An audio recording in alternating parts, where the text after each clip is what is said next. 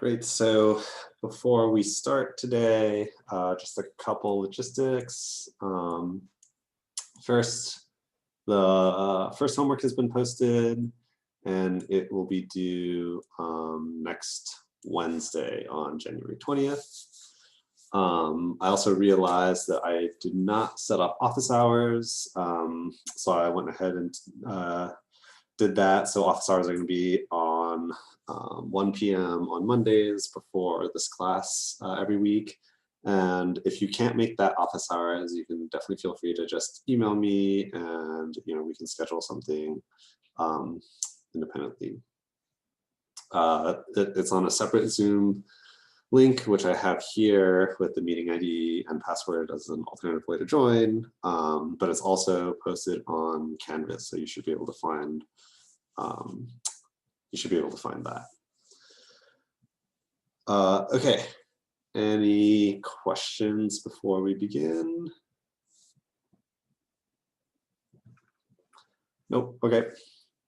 And remember, you can always feel free to chime in and chat if you want to talk about a topic more, or if you have any particular questions during the lecture.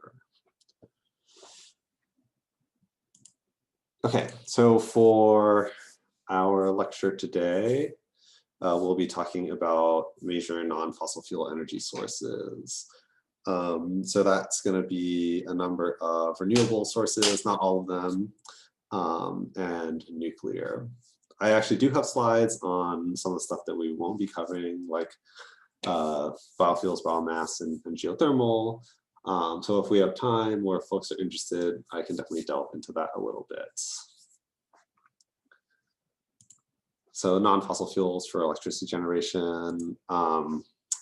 I plopped in a updated version, a cleaner version of the map from before of where the locations and sizes of the different fuel generators are, kind of as a reference point for everyone. That's a little bit cleaner. So yeah, just this should be updated in the slides. So yeah, most of the stuff that we're going to be covering today are going to be, right, your orange is nuclear, and then the major renewable sources in wind, gray, mostly in the Midwest, solar in pink on the sort of two coasts, and hydro in green, which is pretty prevalent throughout the country, and especially high density in the Pacific Northwest. Okay, so we're going to start off talking about nuclear power. So again, this is a slide that I'd shown earlier, looking at the installation capacity by fuel type. And so you'll notice here, nuclear is really sort of took off in the 1970s all the way through the late 80s. But since then, there hasn't really been much capacity installed. One of the things to note about this is that this is strictly talking about installed capacity, which isn't sort of necessarily a great indicator of how much power actually gets generated. And so the best way to think about that is a term called capacity factors. So probably the most obvious example of power generation with relatively low capacity factors are things like solar and wind. And the reason for that is fairly obvious, right? So the sun doesn't always shine, and the wind doesn't always blow. And for that reason, depending on where you locate solar and wind, the actual power generation relative to the installed capacity is going to be much lower. And so for something like wind, you're talking about usually on the order of like 30 to 40%. And for solar, you're talking about, 25% at the very highest, but usually it's going to be 20% and below. So the thing about nuclear is that even though here it looks like the capacity installed might be relatively low compared to some of the other fuels, which is true. Its capacity factor is typically one of the highest among all fuel types, because it's very sort of economical to make sure that the nuclear reactions are sort of constantly going, and because physically the plants, as I mentioned last time, takes a really long time to sort of come up to full operation. And so nuclear, for sort of a variety of reasons, is essentially kept on all the time at nearly full capacity. So the average capacity factors of most nuclear plants in the United States is well above 90–95%. And really, they're only going to shut off in certain extreme events or for like scheduled maintenance. And so these guys represents a sort of fairly steady generation capacity. And so the red here really does kind of replicate how much sort of power it's actually producing. Okay, so how does this work? Through a process known as nuclear fission. So there are two types of nuclear reactions. There are fission reactions, which are essentially splitting atoms in a certain way that you can get energy out of it, or combining atoms where you can get energy out of it. And so fission is splitting, and fusion is bonding them together. And so all nuclear power that is providing electricity today is all fission. Fusion technology is all sort of lab-based. It has been demonstrated to be able to work and such, but there are no practical applications of it. Both on a technical side, it's not, they haven't been able to, build a mechanism which can sustain fusion to produce energy over long periods of time. And from an economics point of view, it would not make sense because the cost is so high right now.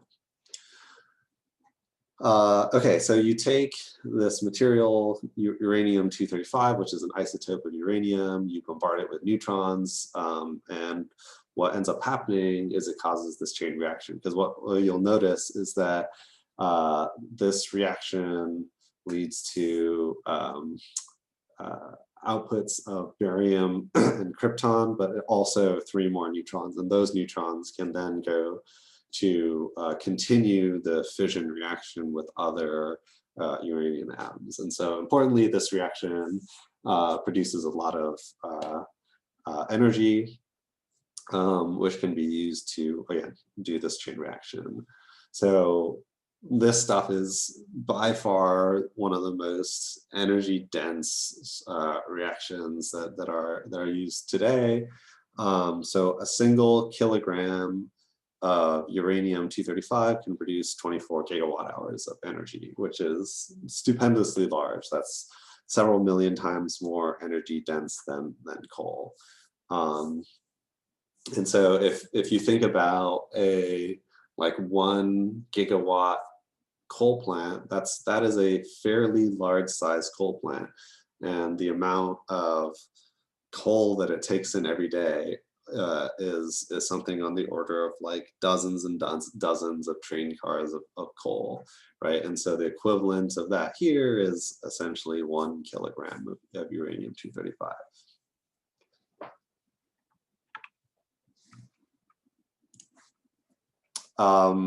Resource availability. So uranium can be found in quite a number of different countries around the world.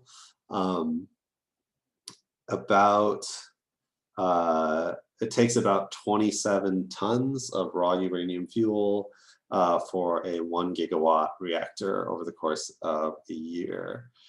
And so here you can see you'd be able to calculate, right, the sort of total amount of power and how long you could generate that based on the renewable or based on the uranium resource availability throughout the world. Australia, for some reason, has quite a lot of uranium resource available, but a lot of this resources is still fairly sort of plentiful in the countries that are using the nuclear power as a source. Okay, in terms of how it works, this is sort of fundamentally quite similar to the coal plants that we were looking at last time. So if you look at this diagram, it's essentially identical except for the fact that instead of having your combustion chamber and boiler, right here you have your nuclear reactor with control rods. And so as those reactions undergo nuclear fission, all of the heat is basically going to heat up water that goes through the turbine. There are, unlike in the coal plant that we saw last time, the nuclear plant actually has two closed systems. And it does that, right, because the water that is that's being exposed to the radiation is very radioactive, and you don't want that to be going out into the open system, and you don't want that going through the turbine. And so essentially you have these two closed loops where your boiler isn't directly associated with the water in the reactor process, besides getting heated from it. So that goes through the turbine, produces electricity, cools down, condenses, goes back through the boiler, and then you have your open reservoir that is cooling the water in the second closed loop. And in this case, okay, nuclear energy is considered to be very clean, right? And here you can see that the only source or the only emissions coming out of this process is steam through water from the reservoir. So you don't get any combustion byproducts for nuclear. And so it really is, from a sort of marginal perspective, very clean, as clean as, you know, any renewable source. But okay, that's not to say anything about implications about nuclear waste or the mining process itself.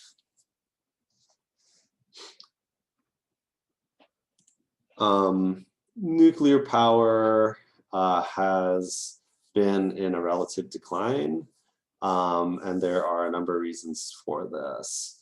The plants themselves have very sort of high capital costs, and in fact there have been a couple of projects that have sort of started in the US and ended up going bankrupt, and they sort of just get abandoned. There's a lot of public backlash against nuclear power. You know, the NIMBY opposition, so not in my backyard.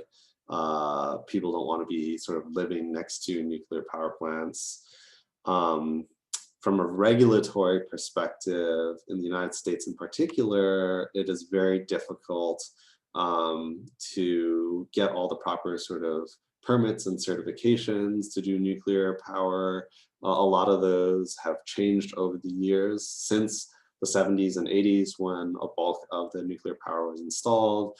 They've become much more stringent, and that in itself can change a lot of the economics, because, you know, financing the plant starts to get more difficult if you have to do things like you know, find proper land use and get proper certifications. There are lots of, from an environmental perspective, people will point to sort of compelling alternatives and I don't just mean that in terms of, strictly issues with the technology itself, but even from an economic perspective, because the costs have come down so much, meeting regulatory requirements for emissions or other sorts of requirements, even with the sort of relatively low capacity factors in wind and solar, it's still pretty compelling to do those rather than to pursue nuclear. And then obviously the sort of big X factor, kind of related to NIMBYism, but public backlash is also really strong against nuclear power for this sort of disaster factor, thinking about things like Fukushima, or the New York incident or Chernobyl. It plays very strongly in people's minds. Although one of the very interesting things is that if you actually look at the morbidity and mortality directly associated with any sort of source of power, nuclear power is far and away the safest.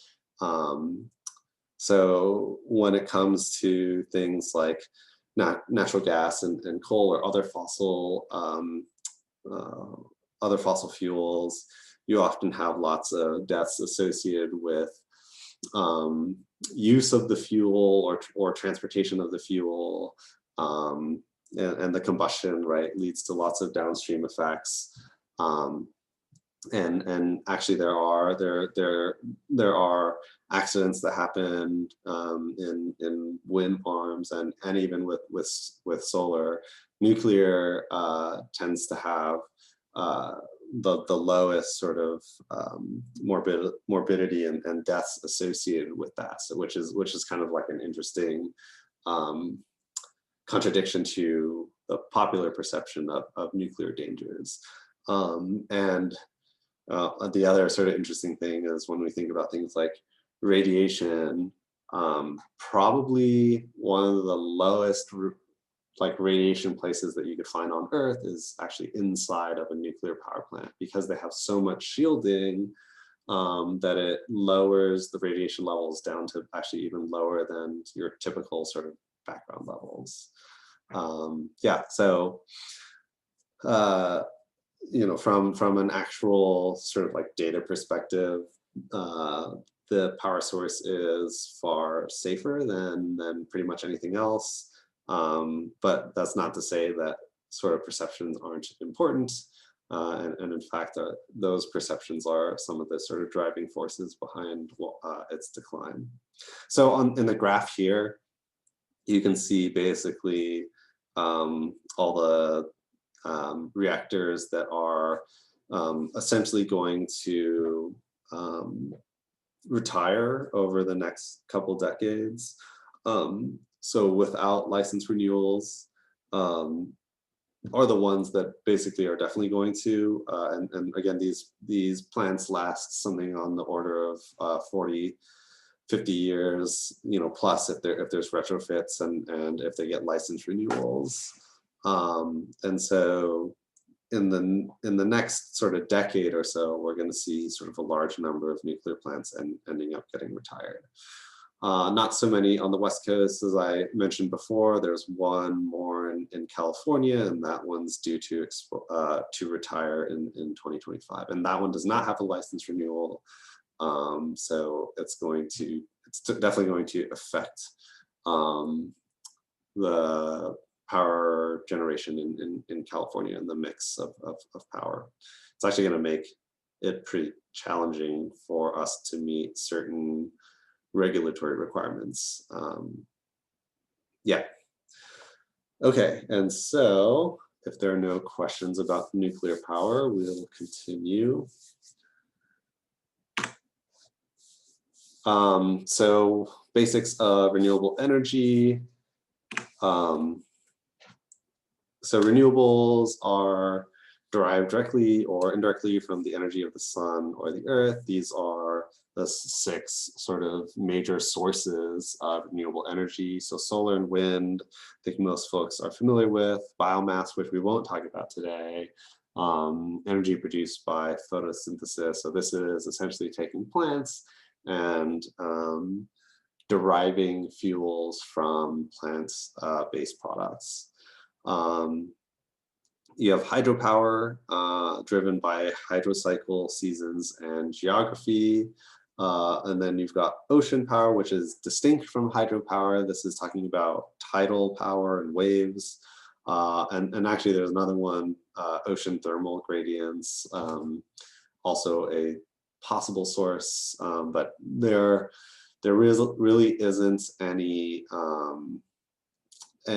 source of, there isn't any widespread source of power being generated from ocean power these days, and that is having to do with the relatively low efficiency of collecting power from these sources and the extremely bad economics associated with power generation from ocean. And then lastly, geothermal, which also we also won't be talking about today, but this is essentially derived from heat in geological formations. Okay, so renewables, generally considered a key component to moving towards a sustainable future, right? This is a lot of the movement recently over the last, say, sort of 2 decades has led to a sort of explosion and expansion of certain types of renewable power. And we're doing this because of energy security and for greenhouse gas reductions, as we tend to identify issues with our power generation and how it relates to climate change. It's expanding very quickly.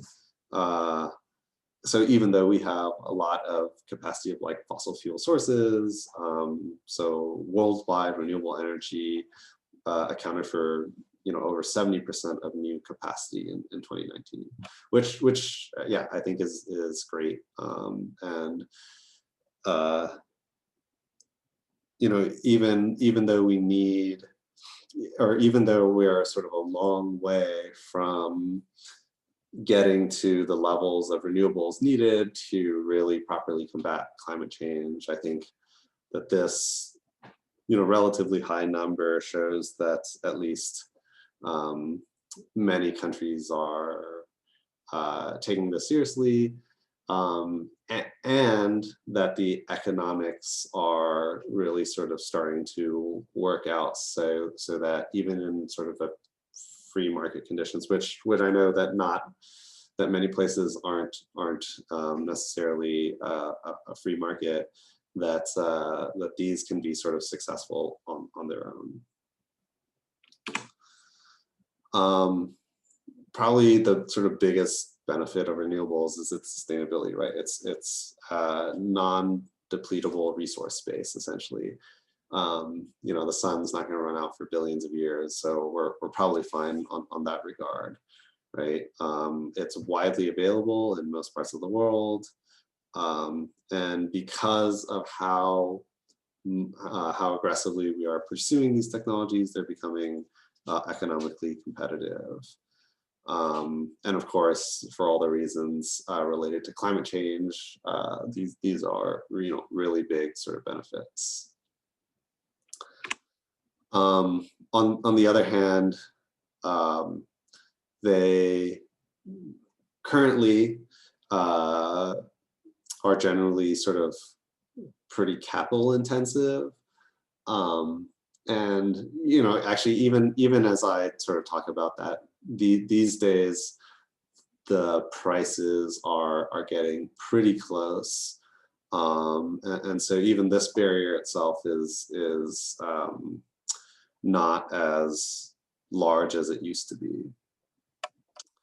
One of the interesting things is that, okay, one of the driving forces, which is GHG mitigations, we think about renewables being generally just really clean or zero emissions, but you can have environmental impacts, and they do differ depending on the fuel source, and it's not always sort of carbon neutral.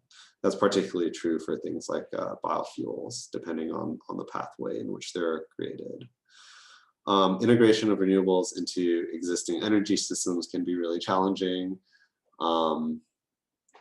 If you guys remember from last time, one of the big key features of our electricity system really is the fact that we have to use the electricity as it's produced. So when you have a system that is mainly coming from intermittent sources such as solar or wind, right, where the sun isn't always shining and the wind isn't always blowing, in that case, you could run into some difficulties. And there are a lot of papers and models that sort of demonstrate this, right? We in California are already sort of pushing the boundary on this, where you're getting these issues related to things like the duck curve, where the sun goes down, starts to go down, and then a ton of power plants have to turn on very quickly and very suddenly to pick up essentially the load that is getting dropped from the lower solar availability in later parts of the day. And so this is a particularly large issue.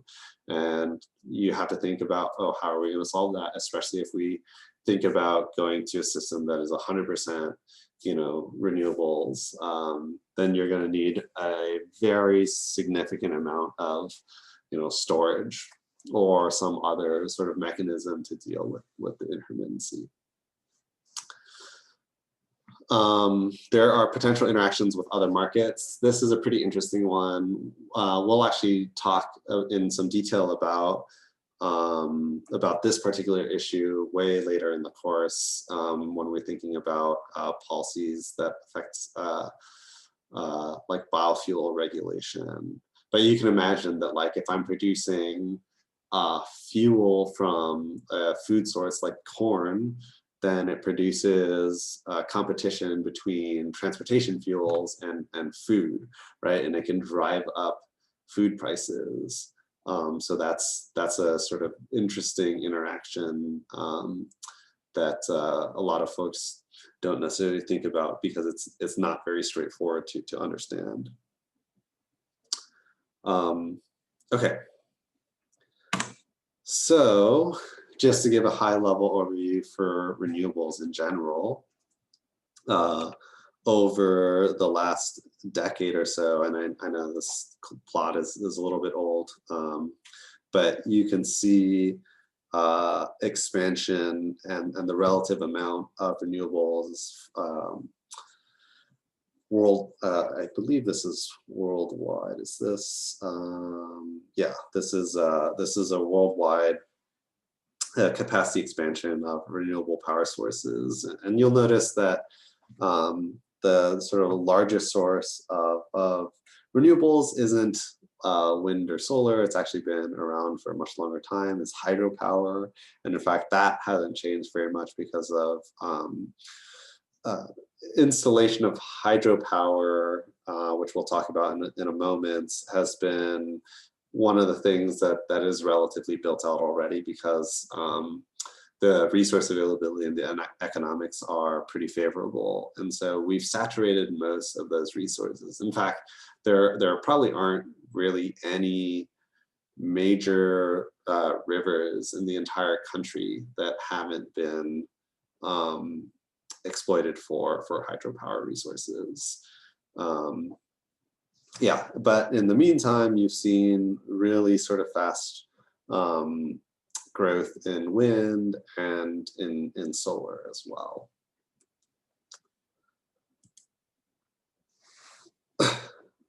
So energy investments into renewables varies quite a bit from country to country. You can see the investment in renewable power and fuels. I thought this was kind of a nifty chart. You guys can use this as a resource. I'm not going to dive too much into the details, but you can see that at the very least, right, there's been a nice amount of sort of growth throughout the world when it comes to renewables over the last 2 decades, and the ones that are really sort of growing the fastest are really in China and Asia.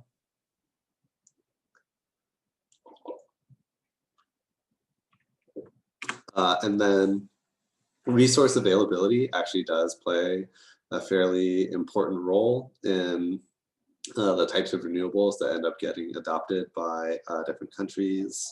And so you can see that here in terms of each of the different renewable types: hydropower, solar PV, CSP, which is concentrated solar power, and we'll talk about what that is in a bit. So you can kind of, I would sort of clump the PV and CSP together, geothermal, wind, biomass. But yeah, I mean, this chart in itself is a little bit sort of deceptive, because the amount that's getting invested is related to kind of like the population and the strength of the economy. But still, it's interesting to see some of the sort of variation in terms of which resources are being chosen by whom. And then in terms of electricity generation by renewables, you can see, okay, again, a little bit deceptive, because it's easier for smaller countries and certain countries to use certain types of renewables. But you can see that like the top biggest ones are all sort of from hydropower when they have a lot of that resource available. So Norway, almost all of their electricity generation is coming from hydropower. Similar to some of these countries, Brazil, in South America, Brazil, Colombia, Venezuela, all have a more than 50% of their electricity generation coming from hydro. In terms of solar and wind, typically those percentages are going to be really small, I guess with the exception of Denmark. So anyone who's been there can probably attest to sort of the large wind resources they have available. They've got lots of wind farms. They have a lot of offshore wind farms as well, which produce quite a bit of power.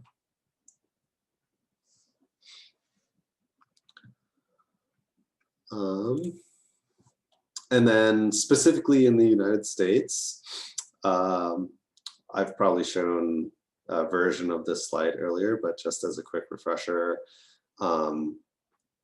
from production and consumption, which are going to be relatively close, you've got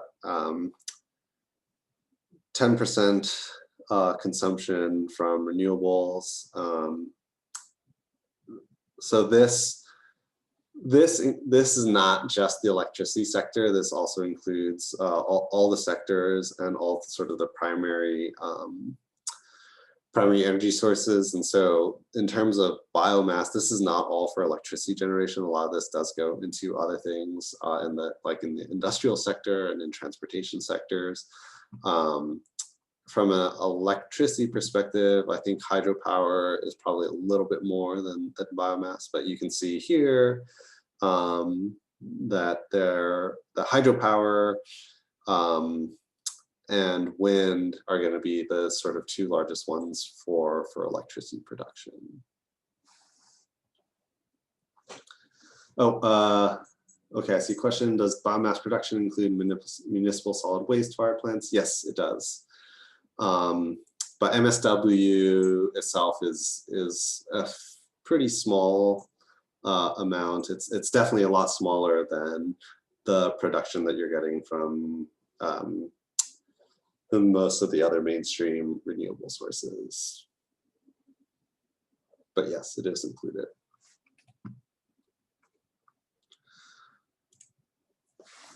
Okay, so let's dive a little bit deeper into each of these renewable technologies. So hydropower. So this is the plot on the left is the same sort of plot as I showed before about installed capacity, basically when they put in the hydro facility and at what period in time. And so the vast majority of it happened in the previous century, especially starting in the sort of 50s through the 90s. Basically, any resource that was available was sort of taken advantage of. The economics of hydro are really quite competitive with other sources of fossil fuel generations. And so, you know, when we think about more contemporary installation of power, when we're thinking about like wind and solar, hydropower was sort of already there. And so you're not really going to see much more hydropower getting installed because all of that resource is sort of taken advantage of already. And that's as opposed to, you know, solar and wind, which is rapidly growing and has the potential to grow a lot more in the future. I should also mention, well, okay, I'll get to that when talking about the operational aspects and capacity factors. There are some things to think about that are sort of unique to hydro, and we'll see that in a second. But it is quite different from solar and wind power. So this is global hydropower potential. Again, this has to do with thinking about geographies, right? The way that we capture hydropower in this technology is essentially taking advantage of potential energy, right? You are essentially taking water at high elevation and using the energy that it would take to go down to lower elevation to capture energy. And so it's very sort of correlated to two things, right? Geography and rainfall. And so we characterize this as runoff. And so as you can see here in this sort of map, the colors go from blue to red, blue being sort of the lowest runoff and red being the highest. And so you can see in the United States, the hydro potential is not all that great in most areas of the country. You got some good bits up here. In the Pacific Northwest, that continues up into Canada, which is why, if you recall from the plot below, before, Canada is one of the ones with the highest use of hydropower for electricity generation.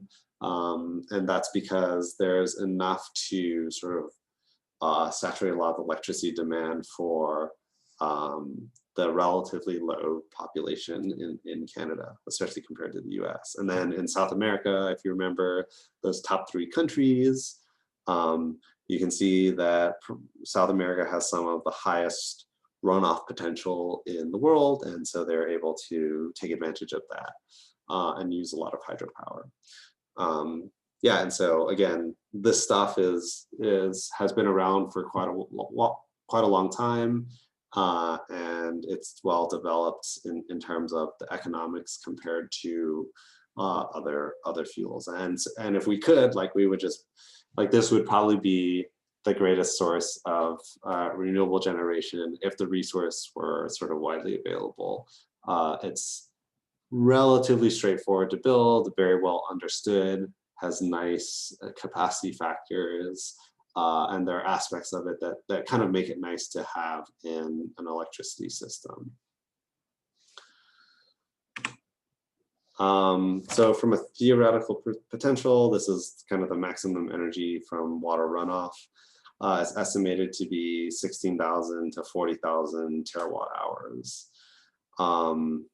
unfortunately, a lot of the theoretical potential itself can't be accessed because of issues with like siting and inaccessibility of the flow. Like, for example, if you had a lot of runoff, but it was sort of dispersed through a large amount of area, it would be difficult to like capture that in a single sort of hydro facility.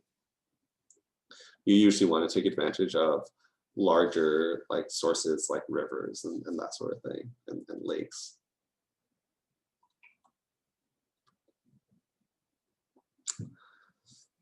Okay.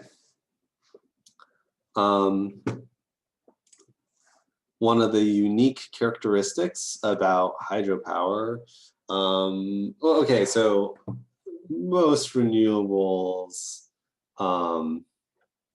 most renewables actually do have variation seasonally, but hydropower is one of the sort of more extreme ones. Oh, okay. So I see a comment sent to me. So definition of hydropower project considered as renewable has started to change in many countries. Yeah. So actually, yeah, I should talk about that since I don't have a slide on this. So when we talk about renewable power from strictly from the perspective of like in this lecture where we're talking about as defined by the sustainability of the resource. So those 6 things I think are pretty widely agreed upon. But when it comes to policy definitions of renewable, oftentimes things like hydro are excluded. So one easy example of this is the renewable portfolio standards in California and in many other like places in the world, other countries and other states. And that's because we know the resource availability and the limits of that. And so when you expand, they're really talking about expanding other sources of renewables. And so they can be excluded from those definitions. But there are always new developments in the technology, and there is some flexibility for qualifying hydropower projects into those renewable categories, especially for smaller projects. And so those, yeah, when it comes to like a policy perspective, and we're talking about renewables, you do have to like be a little bit careful about the language and be aware of the like context of the policy, because yeah, these hydropower facilities are often excluded from those discussions. Yeah, okay, so the runoff that you're going to get throughout the year can vary significantly, during the rainy season versus not rainy season. So this is like average precipitation in San Francisco. We actually have a lot of hydro resources coming from the Sierra Nevadas. And so when it's not raining a lot, right, you're going to get much lower runoff. And so this, it's not like an hourly capacity factor effect that you typically see with like wind and solar. It's more like a seasonal effect. And actually, in addition to variations throughout one year, the reservoir levels of coming from rainfall can also vary quite a bit or quite dramatically on an annual basis as well.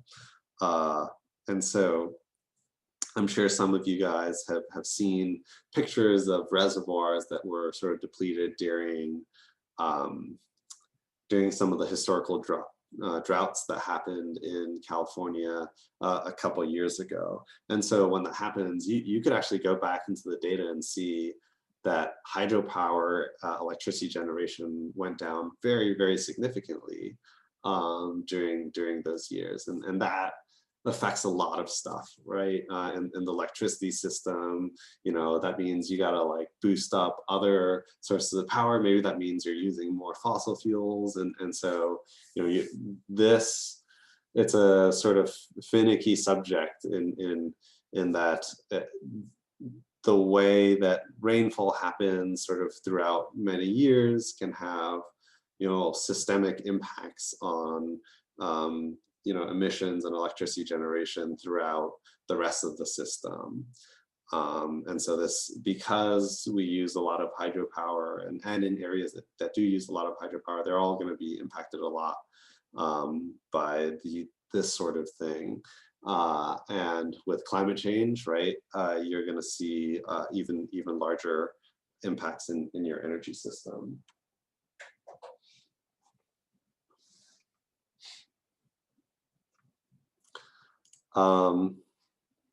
Okay, so a hydropower facility, this is a typical example of what a dam looks like, or hydro dam.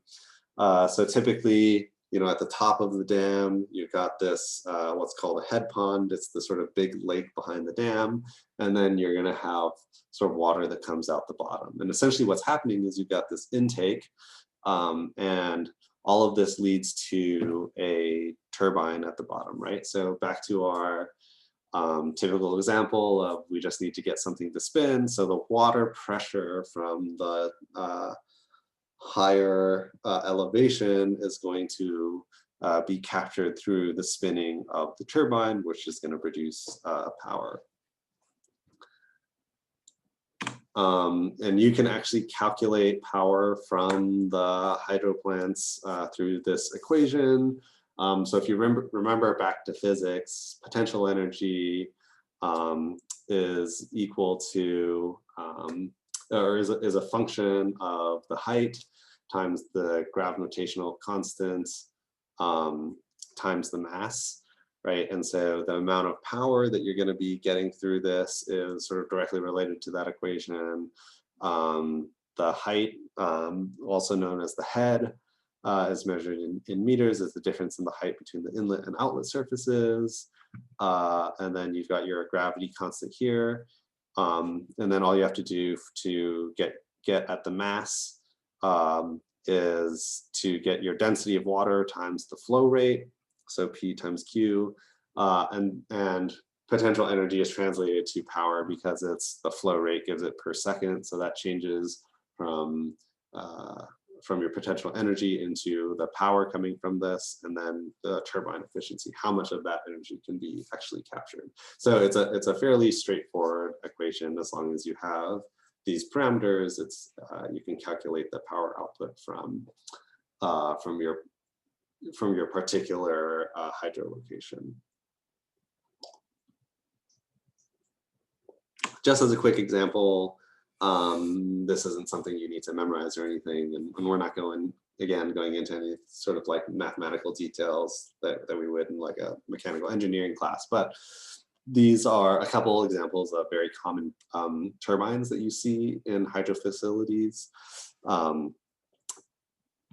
Okay, you got the Pelton Turbine, Francis, and Kaplan Turbine, and they're all sort of optimized for different sorts of facilities and for different physical features of your particular hydro system.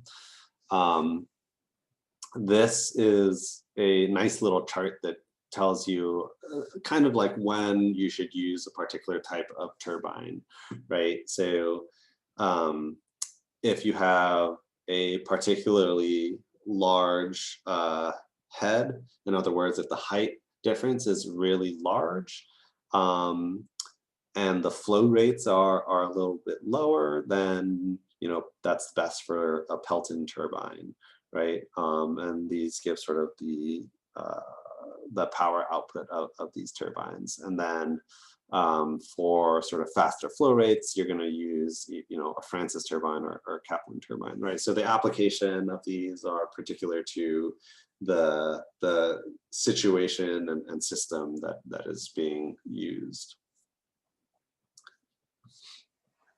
Okay, so we're about halfway in terms of time, so why don't we take a quick 5-minute break, And again, same thing as before, I'll just answer questions in the meantime if anyone has any.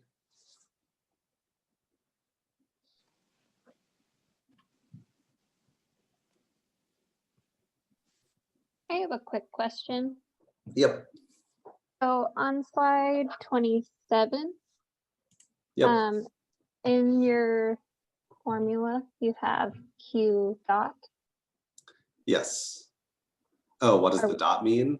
Yeah, in this context, what does it mean? Huh. I think it,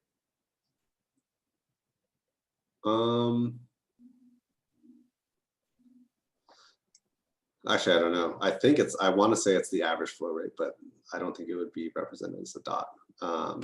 But yeah, I don't think that the dot is very significant. So, Okay. yeah, I wouldn't worry about it. It's Okay, just, thanks. yeah, just the flow rate.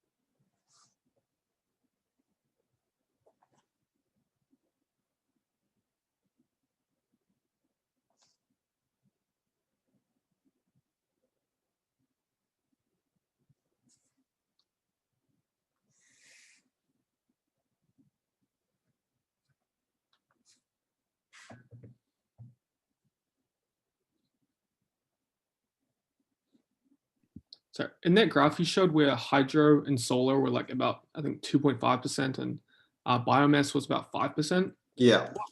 What is all that that biomass generation? I feel like I just don't see it, I guess, all the time. So is that just biomass plants? That's all it is?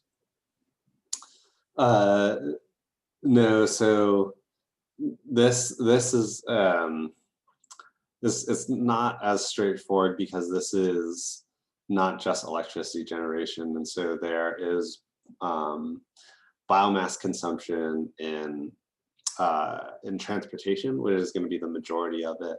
So if you let's see, if you've ever seen at like a gas station, at particular gas stations, they have a fuel called E85, and that is a blend of fuel that is 85% ethanol and 15% gasoline. So that ethanol is produced from biomass, and so that gets counted into stuff like this. And actually, that's not sort of the biggest accounting for ethanol. In regular gasoline, you're actually getting on the order of about 15% ethanol. So 1 gallon of gas is actually, 85% gasoline and 15% ethanol, and that's due to some regulatory policies that have requirements for blending in ethanol into gasoline. And so a lot of that biomass here is actually like transportation fuels that basically every time you consume gasoline, some percentage of that is from biomass derived ethanol. Okay, I got it. Yep. And we'll talk about some of that later on in future lectures, even though it is sort of quote unquote renewable, a lot of that biomass is not necessarily good from an environmental perspective or a sustainability perspective. Okay, skipping back through all of this. Yeah, okay, so let's get back to our lecture. So next thing we'll talk about, next source of power we'll talk about is wind. So wind generation and some of the economics associated with that. Again, these plots are a little bit older, especially the one on the left, but you can see that there has been a sort of really dramatic decrease in the costs associated with production of wind power, wind capacity in general. Yeah, you're talking on the order of a 10x price decline and sort of further beyond that in the last decade as well. And so this really has, put this energy source into competition with more traditional fossil fuel sources. And so today, I can pretty confidently say that, wind power is as competitive, if not more competitive than, say, a natural gas power source. And so that has really led to a big explosion in installation of wind sites. And you can see that being reflected here in terms of cumulative capacity and annual installed capacity in the United States alone. So we're up to nearly sort of 90 gigawatts as of 2017. Okay, there's a question: why does the rate of capacity installation seem to be decreasing? So probably what you're noticing are these periodic drops that are happening, like here in 2010 and in 2013. And there's a bunch of different reasons for that. Probably one of the strongest ones has to do with specific policy incentives that have lapsed that lead to sort of decreases in installation, but it also has to do with sort of the mix of capacity that's already installed and what's getting sort of retired every year. And so the timing of when particular installations kind of go into place can have some variation from year to year. And so you're seeing some of that here as well. But the big drops are usually due to changes in policy, changes in incentives for these sources. And as the installation of these systems becomes less reliant on incentives, I think you'll start to see a sort of more steady rate of installation of these sources.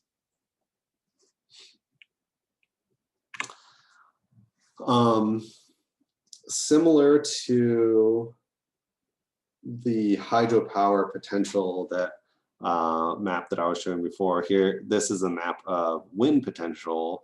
Basically, at a height of 100 meters, which is kind of a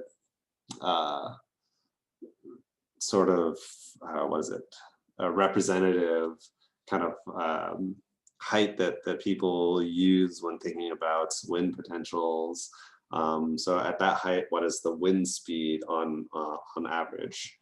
And so you can see that the largest potentials are really sort of in the Midwest, and that has to do with specific weather patterns and geography, right? All of this, if you'll notice the location of where all of this sort of high wind is happening, it's all to the east of the Rockies, and also having to do with the flatness in terrain in this area.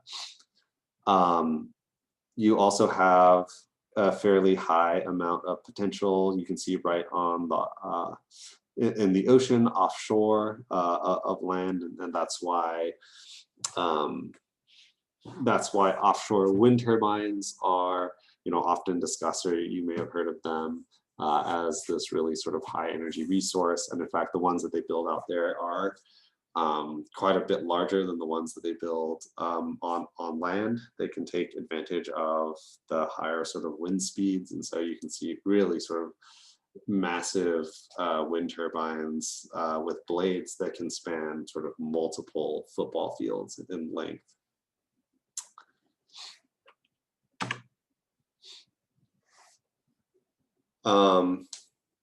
Okay, so just a sort of quick back of the envelope. A good wind resource that's blowing at a specific velocity, you're going to be able to get a nice amount of power out of it, about 500 watts per meter squared if the wind is blowing at this rate. At a 25% efficiency, you're getting about 125 watts per meter squared. Okay, and so the annual energy production in the US is something like, using the sort of back of the envelope, you're getting about 1,000 kilowatt hours or a megawatt hour per meter squared per year. Yeah, and so you can have, if I were to sort of think about what this means in terms of energy that I'm getting out of that area, that's kind of the equivalent. So if I wanted to power like an average house, the size of the turbine that I would need would be about 5.5 meters in diameter. To fuel a car, right, you'd need something like 6 meters square, a meter and a half in diameter. Then the typical wind farm spacing is something like 5 rotor diameters by sort of 10 diameters. And so that's kind of like how you lay out the wind farms. And I'll show an example of this in a moment. So for wind turbines, these have a maximum theoretical efficiency as calculated by something called Betz law of a little bit under 60%. The average efficiency, as I mentioned before, is on the order of about 40%, 35 to 45%. And so that is the efficiency in terms of wind power coming in and how much of that energy that you can actually capture. That is separate from the capacity factor, which tells you how often the wind is blowing and for how much. Height of turbine needed. Typically, you need a fairly tall structure for a wind turbine because generally the sort of higher up you are, up to a certain point, of course, you get sort of faster wind velocities. The structure itself is like quite simple. Before, when we talk about turbines, we are thinking about essentially heating up water or gas, and then using that flow to essentially turn the turbine. Here, the wind is essentially that flow. You don't need any sort of input energy into it to create the wind. That's being done sort of naturally from the sun, and so your wind turbine is literally just like that turbine, and is turning a gearbox and a generator. That whole structure up at the top is known as the nacelle. It's actually this sort of fairly big box that oftentimes requires maintenance. And so if anyone's ever been to a wind farm or talked to maintenance workers at a wind farm, they often have to sort of go into this tower, climb up a series of ladders to get into the nacelle to do operations and repairs. And all the maintenance workers that I've ever seen are sort of, they are really strong actually, because they have to climb these wind turbines up these ladders sort of all day long, all the time. And that's a lot of exercise that you're getting. So this all goes down to a transformer before getting sort of shipped out into your transmission system.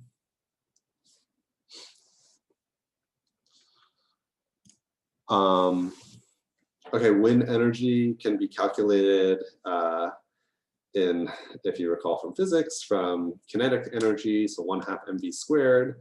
So the conversion of that for wind turbines looks something like this: 1/2 AT rho v cubed.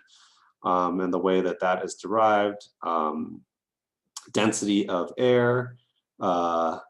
So you want to get to the mass of the air. So density of air times the surface area. So that is the surface area of the rotor. So think about the surface area being created from the turbine as it spins in space, multiplied against the wind speed times the amount of time essentially that you're observing for that flow to happen.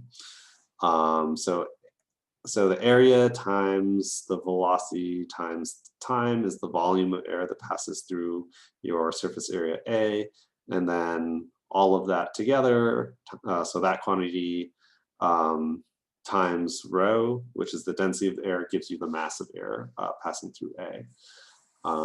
And so that's how you get at M, and you can capture that energy. And so this term, in order to get at the energy captured from the turbine, would have to also be multiplied by the turbine efficiency, which I mean, seeing is not included in this equation, right? But it's the same thing as the hydropower one. You need to multiply by efficiency to get at the energy collected.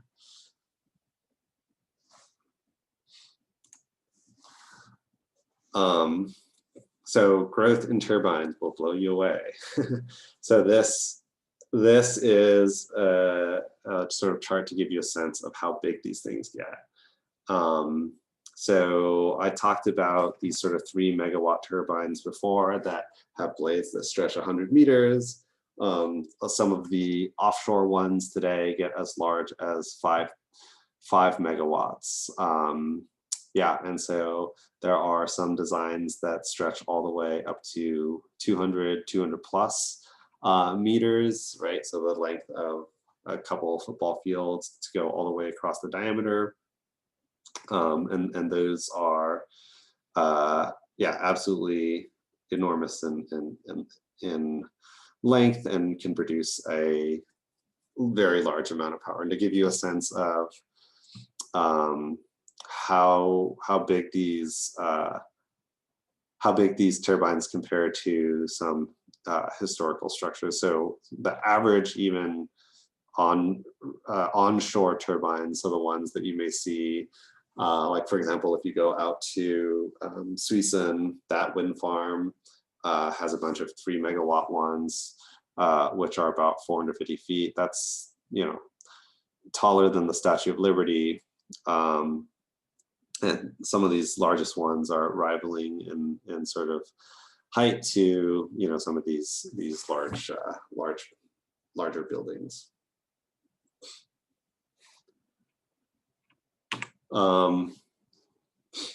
Okay, and as the turbines get bigger, their capacity increases. Okay, that's kind of intuitively obvious, but you can see kind of the relationship between the nameplate capacity and the rotor diameter here from, you know, real operationalized wind turbines.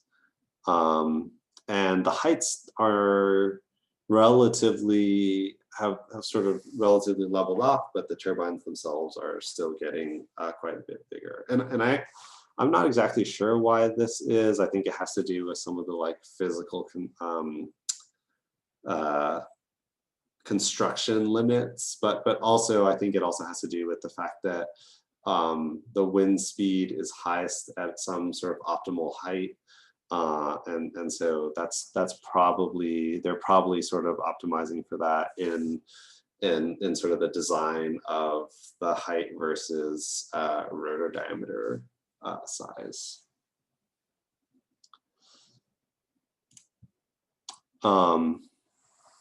The other kind of interesting thing is that the capacity of wind turbines has continuously increased over time.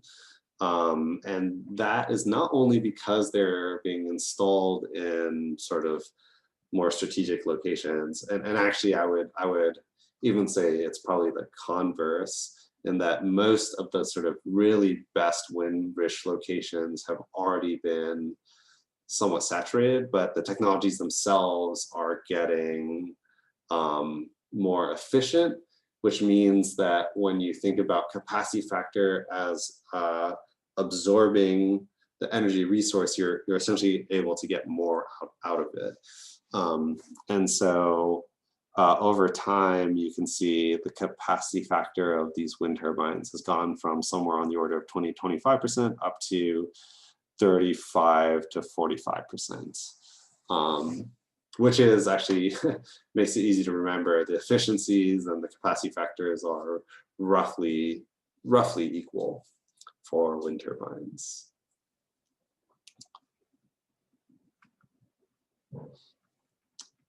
Okay. For wind power capacity additions, wind power is definitely sort of the largest, fastest growing capacity additions for a new power installation, both in the US and worldwide. So this is global capacity. We're up to about 590 gigawatts. And again, just to give some scale, right? So in California, the sort of like average load consumption or average demand is something on the order of like 20 to 30 gigawatts. So this is quite a bit of power.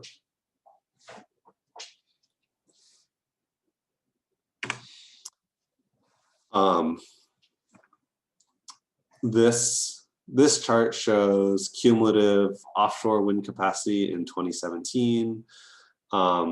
So who has the most offshore wind capacity? So everything we've been talking about before has been sort of on land in sort of these onshore wind farms, right? And so a lot of the stuff that's located in the United States, for example, is located in the Midwest. We don't actually have a huge amount of capacity installed out sort of in the ocean. And that's sort of contrary to some of these other countries, right?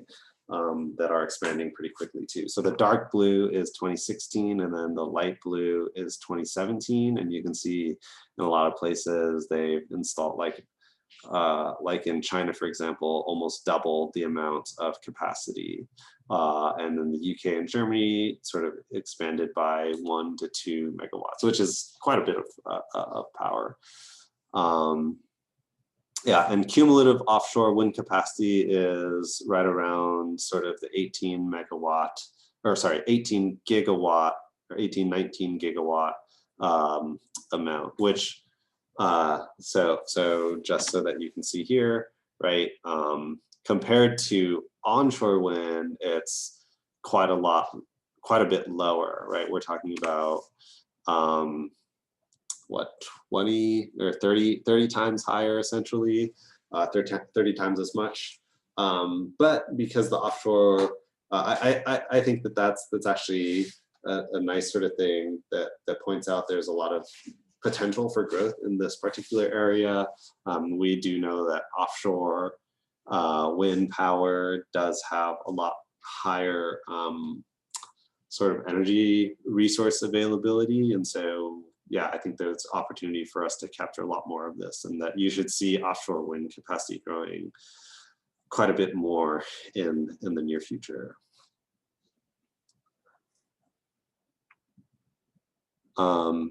Yeah, the last thing I'll say about this is that, like, at least in the US, there are some difficulties associated with, specifically with offshore wind capacity expansion, having to do with things like NIMBYism. So there were some big projects, for example, that were supposed to happen in the New England area that ended up getting lots of opposition. What's the one that I'm thinking of?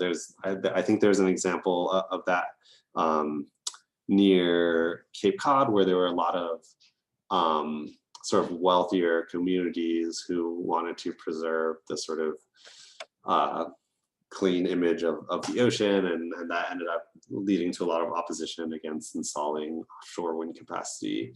There's also some moratoriums in certain areas for environmental reasons. And as I actually don't know too much about sort of the like ecosystem impact of offshore wind and how that sort of plays a role in this. But that's definitely one thing that's taken into consideration when thinking about the use of this particular resource. Okay, so that wraps up wind power. So we'll go on to the last renewable energy source that we'll be talking about today. So, and that is solar power. Okay, so as we install more PV, prices continue to fall. So right now I'm talking about a specific solar power technology known as photovoltaic. That's the traditional stuff that you think about when we say solar power, you know, with those photovoltaic panels that produce electricity as you get solar radiation on them. And so here we can think about solar PV installations and the price of solar per watt. And okay, the prices, think about, so let's first talk about this sort of qualitatively, right? It has definitely sort of decreased quite a bit over time, especially as, you know, you get economies of scale, learning by doing, and the technology matures, and, you know, the production becomes more efficient and that sort of thing. I will sort of point to the fact that you need to be really careful when you talk about solar prices, or when you hear about solar prices. There are lots of, like, I read news articles all the time about how solar power is now as cheap as, you know, this power generation and everything, or that it's reaching grid parity. And you need to, the problem with a lot of these articles and a lot of the way people talk about costs is that there are many different ways to express what the price and costs of solar is. And so oftentimes they'll just be talking about something like installed capacity and how the price per, you know, megawatt or kilowatt installed is sort of as cheap as, you know, this other power source. But if you don't take into account, you know, something like the capacity factor, then it's a really sort of deceptive way, because yeah, from a capacity standpoint, it is the same cost, but it's producing a lot less power per amount of capacity. So that's always one thing to sort of keep in mind when hearing news about solar prices. And that's not to disparage solar in any way. It's a great technology, and it's very necessary for us to achieve, you know, a lot of the like climate change goals and carbon mitigation goals. But we do need to be consistent with the way that we think about prices relative to other technologies. So I will, in other lectures, when we talk about economics and financing, we'll get into exactly how this is calculated, but this is a pretty nice comparison of what is known as a levelized cost of electricity, or levelized cost of energy. And this is kind of the, well, okay, even this is not a perfect metric. There are arguments against why you, or what sort of problems that there are with this particular metric, which we will cover. But this is a fairly balanced way of comparing the prices of different generation sources. So LCOE, essentially the way this works is it says, okay, if I like install this power generation asset and I look at how much it costs over its lifetime, and then I just divide by the total amount of energy that it produces over the lifetime, that is essentially what this number is. Okay, and so dollars per megawatt hour, you can now sort of compare a lot of these sort of different technologies. You can see sort of on the right, the cheapest, to the left, the sort of most expensive. This analysis was done in 2015, projected for the US in 2020. So actually it would be pretty interesting to go back and look at how some of this compares. But I imagine that it's not going to change a whole lot. And probably it's going to be within the bands of uncertainty that you see here. So here we have natural gas sort of on the sort of cheapest end, wind, onshore, hydro, they're all going to be pretty close. Coal has been, as I've talked about before, sort of increasing. And you can see sort of solar PV here. So it's still relatively higher over the LCOE cost relative to these guys. But again, LCOE is not like the metric that like an investor would use or a financer would use when thinking about installing this project. And there are other things that play into the economics, such as incentives. So don't sort of take this as like strictly the economic rational end all and be all, but it is a pretty fair way of comparing like today's lifetime relative costs of these technologies. Okay, so moving on, solar irradiance.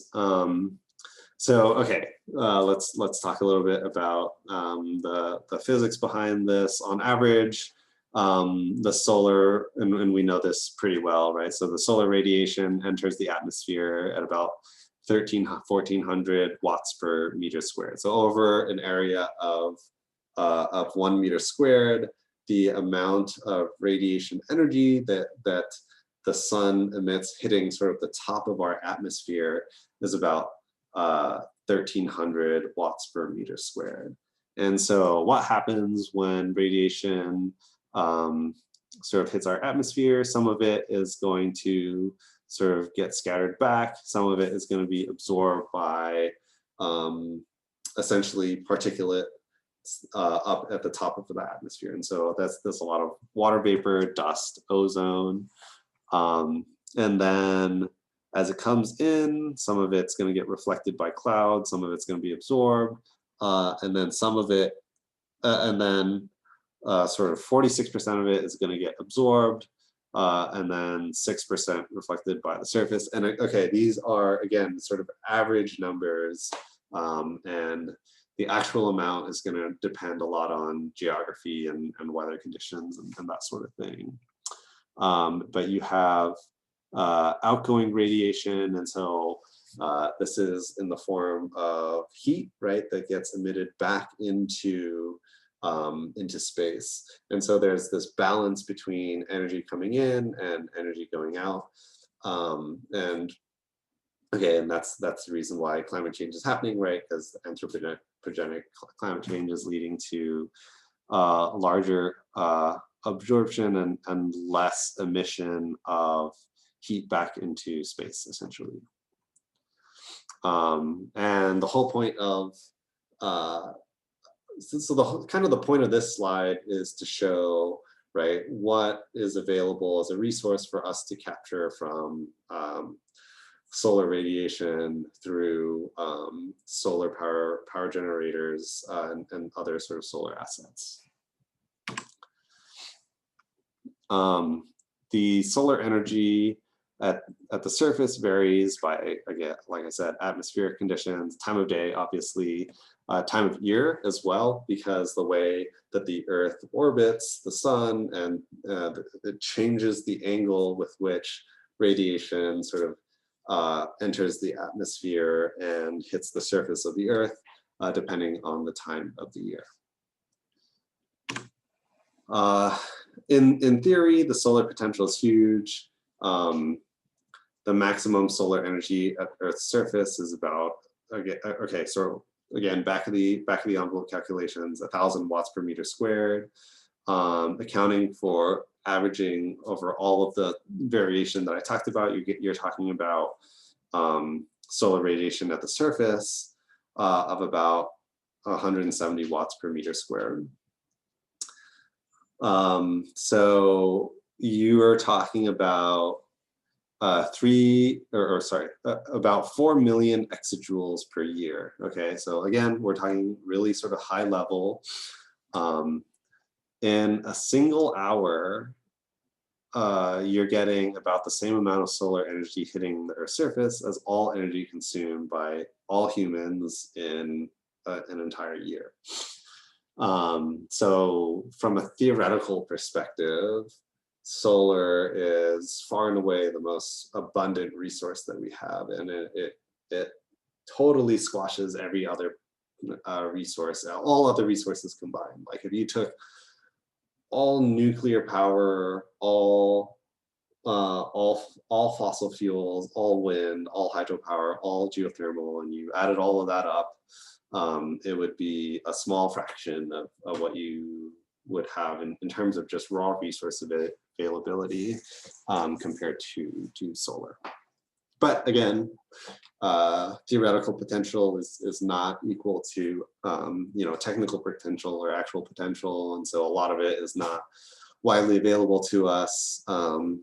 It'd be very challenging to get all of that right.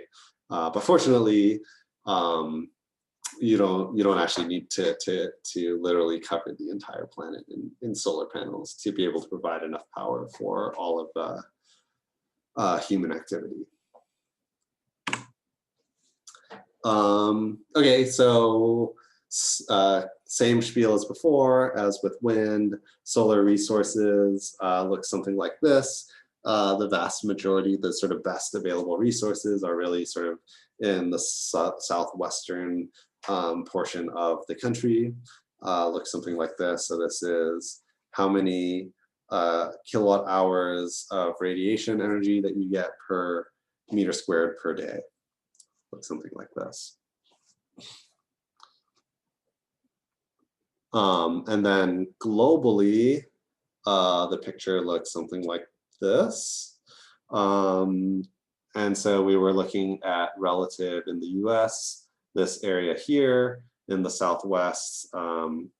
But for sort of the red and pink areas, the most you're getting is generally sort of closest to the equator, and this is all sort of on land, right? This doesn't show anything about irradiance over water.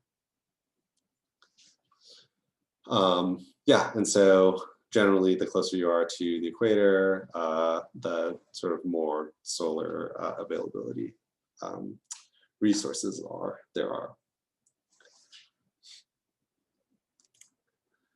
Okay, and again, some rough back of the envelope calculations. So solar panels tend to be not super efficient. So on average, let's say something like 10 to 15% efficient. So with our calculations, let's say 10% efficiency. So if you're getting maximum insolation at 1 kilowatt per meter squared and you get 10% efficiency, so you're getting about 100 watts per meter squared. So the average annual insolation is 200 watts per meter squared, converted at 10% over an entire year, you're getting about 175 kilowatt hours per meter squared. Okay, and so if I were to do the calculations to figure out how big the solar panel would need to be to power something over a period of a year. So for a home, it's about 100 meters squared, which is nice because that's actually about the size of your typical rooftop system. So if you build a nicely sized system, you could pretty feasibly get it on top of your roof and be able to provide enough power for your entire home. To charge a battery car, you need something like 20 meters squared. And to fuel your hydrogen vehicle, you need something like 35 meters squared. Yeah, and so you can think of this kind of in the context of like how much solar essentially like each person or household would need in order to provide their electricity needs. Oh, so I see a question. What's concentrated solar compared to irradiance? Where did I have concentrated solar? Oh, okay. So I think it's referring to this slide versus this slide. So this should actually be it. So I think they're just using slightly different terminology. These should both be irradiance. So it really is just talking about the radiation from the sun energy on sort of a square meter of land. So you can see that the range is about the same, right? So it's like 2 to about 7.5. Oops, and that's the kind of the same here. There is something called concentrated solar, which we will talk about in a second, but that's referring to a specific technology and not to anything about the like resource availability. Okay. How does it work? All right, here's the one time that we're saying we're not using a turbine. So a solar voltaic cell does not in fact spin anything to produce electricity. It is a semiconductor that essentially takes advantage of sunlight that energizes components of the cell. And essentially what's happening is it's made of a certain material which allows for electrons to be kind of quote unquote dislodged, and it goes through your circuit, right, to produce electricity. And that electron, right, goes through the circuit, creates an electric field that's transferred to your wires, which then go into your distribution system or directly to your end use appliance. Okay, so the world record efficiency for a PV cell is, I believe, something like 40%, or yeah, 46%. but on average, the efficiency of a solar PV cell is more something on the order of like 10 to 15%. And when I refer to efficiency, that means like we actually can know how much energy there is in the sunlight radiation, right? And then you can quantify how much you can essentially get out of that irradiance energy. And it's about on the order of 10 to 15% on average for most solar PV technology.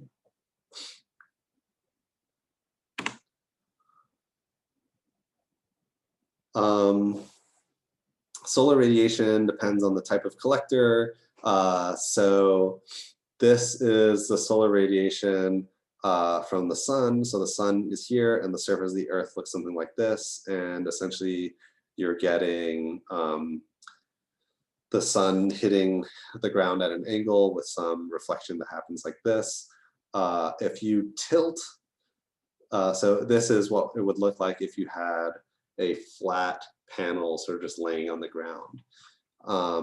And the sort of, I know I don't have any values here, but the relative amount of radiation would look something like this, or energy. And then if you were to just simply tilt that panel so that you put it at an angle in January, the radiation energy that you collect per month would look something like this compared to here. So you're collecting a lot more energy because you're getting sort of more direct perpendicular radiation onto your surface.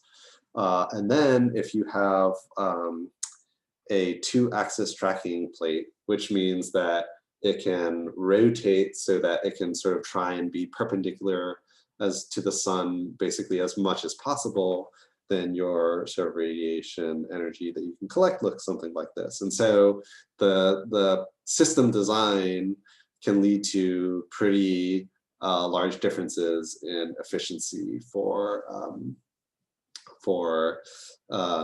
energy generation, electricity generation.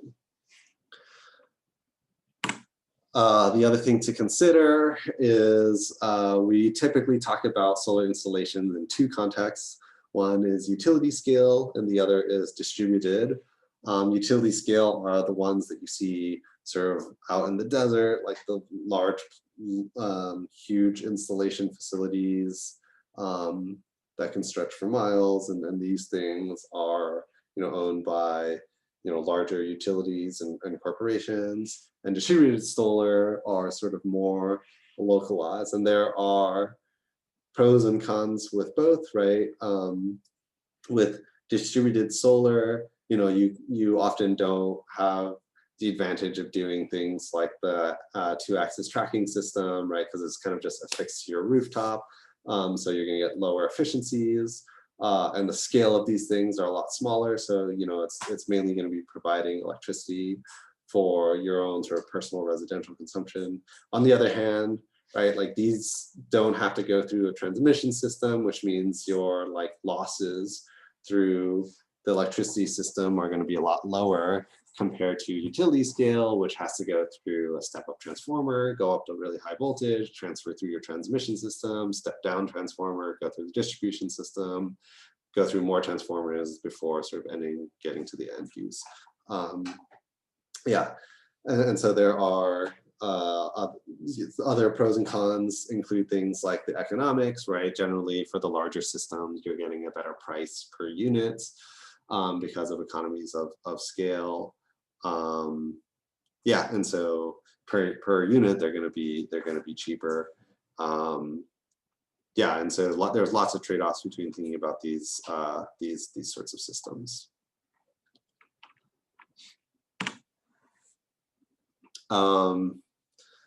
For distributed solar, so unlike everything we've talked about before, which is sort of like on a power plant scale, going through your system operator before sending that power to you. So net metering is a little bit different in that as you collect the energy through your local distributed solar panel, that is directly providing energy to your home, school, or business. And what that looks like from the system operator perspective is that where you had electricity demand before, it essentially looks like that demand isn't there. It's just like decreased demand. And so what ends up happening is you have meters that are able to read this. And so you have a bi-directional meter that measures excess energy usage. And so net metering, this is a concept known as net metering. And so you are able to keep track of the total amount of energy that you use based off of readings from this meter, right? So if you are providing more energy than you consume, then the solar is going to send electricity back into the grid for other people to use, and then you actually get paid for producing that electricity. And if you have, if it's not enough, then you can still draw energy from the grid, and then it'll read the meter as sort of normal. Okay, and so, you know, all of this discussion has been about our traditional solar PV, but that's not the only sort of type of solar power that is being used. There are solar cookers, and so this can replace the use of like electric stoves or other types of cook stoves, and use this renewable source of energy. And essentially, you're using solar energy in a certain way that gets hot enough to be able to cook food in the way that you want. Okay, and so you know, you might look at this and think, okay, this seems really primitive and really not all that significant compared to, you know, these like solar PV technologies. But in actuality, this is a really important technology in a lot of developing countries. Cook stoves can actually represent a lot of time and money for families in certain countries. When I was an undergrad, we used to work in this lab where it became evident that so in certain populations, like families have to spend a significant amount of time collecting like biomass and fuel in order to cook their food every day, and oftentimes that can be in sort of more like dangerous conditions, and by providing this sort of technology, you are making it safer because they don't have to collect that fuel every day. It's cheaper, right? Because now you free up time to do other things, and it's cleaner because you're no longer burning like wood cook stoves inside, which leads to really sort of poor air quality conditions. And so this kind of simple technology can actually make a pretty big difference. Yeah, and it's sustainable, right? Because you're not having to combust any materials. It's all renewable. Yeah, there are also solar heating systems, and so this is sort of a nice sort of modern niche technology that you can see being used today. So instead of having electric or gas heated water, you can instead use supplement it with water that's heated through these solar collectors. And so that the sun power is actually not enough to heat up water to the point that you would normally get from a water boiler, but it raises the water temperature enough that it makes you know, traditional existing water heaters way more efficient and use a lot less energy. So this is, yeah, definitely a technology that's being leaned on for sustainability practices. Okay, and the other sort of larger scale one that I've been alluding to is something known as concentrated solar power. And in this case, we're back to trying to spin things, right? So what happens here, you may have seen pictures of this before, is in the desert, you see this sort of large facility that's got a whole bunch of mirrors in these concentric circles going around a central location. And what these mirrors are doing is that the mirrors are on these tracking axes, and they will reflect sunlight onto a single point onto a receiver. So think about like your magnifying glass burning an ant type of thing, but with like thousands and thousands of mirrors reflecting sunlight sort of perfectly onto this receiver. And that receiver heats up water in a boiler, and that water steam goes through a turbine and creates electricity. And right, so everyone knows how that works by now. Looks something like this. CSP is pretty small in terms of total capacity. There's about 5 gigawatts of it. Yeah, some growth, but not actually that many facilities. There's one really big one out by Death Valley. And actually, if anyone ever does any sort of like electricity grid, like plant-based work, just know that you may run into data where you're seeing emissions associated with solar facilities, and that is most often because in CSPs you often have like a gas generator backup, and so you do end up having some emissions at these facilities. So going back to this question of centralized versus decentralized or distributed solar, how much of it is centralized, how much of it is decentralized. So over time, you can see that there's a lot more sort of utility scale solar that has been installed.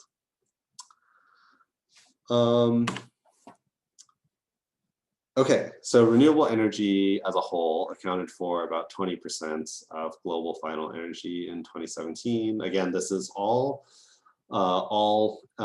sectors, right? So this includes like transportation and so on and so forth, not just electricity. To get that number, so renewable energy globally accounts for about 26% of global electricity production in 2018. You can see that the vast majority of that is hydropower, as mentioned before. Like that's been installed because it's so economical. It's been around for a long time. But wind power and solar PV are both growing at really rapid paces, and I would expect these guys are going to catch up, or are inevitably going to catch up to hydropower and beyond. Okay, so we're nearing the top of the hour. There's like a couple more slides, but I think I'm going to stop here. We can briefly cover the last couple slides on Wednesday. In the meantime, yeah, I'll stay around for a brief amount of time if anyone has any questions. Otherwise, I'll see you guys on Wednesday. And remember, homeworks are due next Wednesday. So you have a week and a couple days to do them. If you can't make office hours, just email me and to let me know. And I'm happy to schedule a different time.